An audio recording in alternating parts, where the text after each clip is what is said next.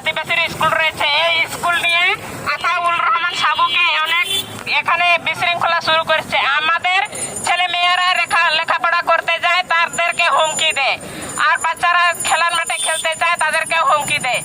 এই সাবু আতাউর রহমান সাবুকে আমরা প্রশাসনকে বলতে চাই, তাকে যেন আইনের আওতায় ওনাকে নিয়ে আসে, কঠোরভাবে তাকে শাস্তি দেওয়া হোক।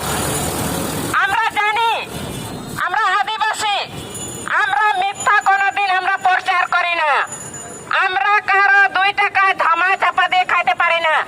সাবু আতাউর রহমান অনেক জমি আমাদেরকে কাড়ে নিয়ে বিশৃঙ্খলা শুরু করে দিয়েছে, টাকা দিয়ে লিস্ট দেওয়ার মতন বন্টন করেছে, টাকা নিছে অনেক টাকা তাদের কাছে থেকে।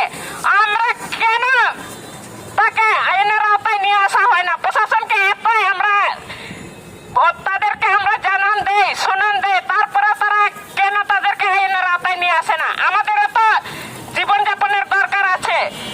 তারা প্রশাসনের যদি আইনের আওতায় তাকে নিয়ে আসে, কঠোরভাবে যদি শাস্তি না দেয়, কিন্তু আমাদের দেওয়ালে পিঠ থেকে গেছে। আমরা যদি নিজের হাতে আইন তুলে নিতে যদি আমরা নিতে চাই, তাহলে আমরা নিব, আমরা কঠোর তাকে শাস্তি দিব। আপনারা যদি না দিতে পারেন প্রশাসনেরা, কেন আমাদেরকে এরকম হয়রানি হতে হবে? আমরা তো দেশের নাগরিক, আমরা কেন আদিবাসী হিসাবে আমরা কেন জীবনযাপন করতে পারি না সুন্দরভাবে? সুন্দর দেশ বাংলাদেশ বলে স্বাধীন দেশ, কেন আমরা স্বাধীন দেশে স্বাধীনভাবে থাকতে পারি না? কেন আমাদেরকে এত নির্যাতন নিপীড়ন করতে হয়? আমরা বলি তাকে আতাউর রহমান সাবুকে, যারা তার সাথে সৈন্যগণ্য আছে,